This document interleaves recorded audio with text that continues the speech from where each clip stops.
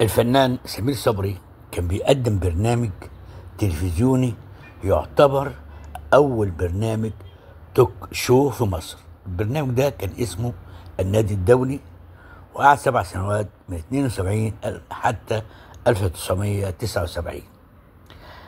مرة الصبح بيقرأ فوجئ بأن الرئيس أنور السادات أصدر قرار بالعفو عن السجين الكاتب مصطفى أمين بعد أن قضى في السجن 10 سنوات. استأذن وزير الإعلام آنذاك الدكتور عبد القادر حاتم وخد الكاميرات وطلع جري على منزل مصطفى أمين. دخل عليه الكاتب أخوه علي أمين، قال له أنا علي مش مصطفى. طبعا هو كان راح يعمل حوار مع مصطفى أمين، لكن ما ضيعش الفرصة وإنه يسيب علي أمين ككاتب كبير ومؤسس لأخبار اليوم والأخبار إنه ما يعملش معاه حوار. أول حاجة سأله قال له أنت إيه اللي كان بيعجبك في عيون مديحة يسري؟ رد عليه رد غريب جدا، قال له مديحة يسري أنا رأيتها الأنثى الكاملة. طبعا ضحكوا مع بعض، لكن سمير صبري سأله سؤال عمل ضجة، أن كان علي أمين آنذاك بيرقص رئيس مجلس إدارة الأهرام، جريدة الأهرام، رغم أنه هو مؤسس أخبار اليوم. قال له إيه الفرق بين الأخبار والأهرام؟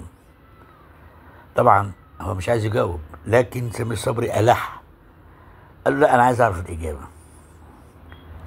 قال له بص، طول عمر الأخبار عروسة في كامل الأناقة والشياكة، في كامل أناقتها، أما الأهرام فهي عروسة لابسة في رجلها قبقاب. أيوه، لابسة في رجلها قبقاب.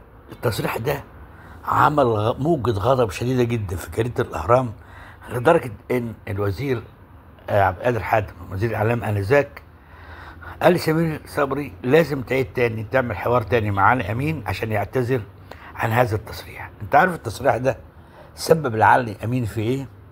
تم عزله من رئاسة مجلس إدارة الأهرام، واللي تولى رئيس مجلس الإدارة لجريدة الأهرام هو وزير الإعلام عبد القادر حاتم.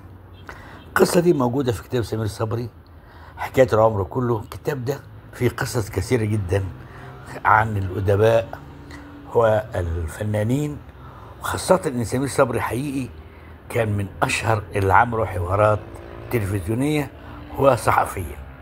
حبيت أقول لك على قصة علي أمين والتصريح اللي سبب إن هو يعزل من رئاسة مجلس إدارة جريدة الأهرام. تحياتي إنك استمعت إلي.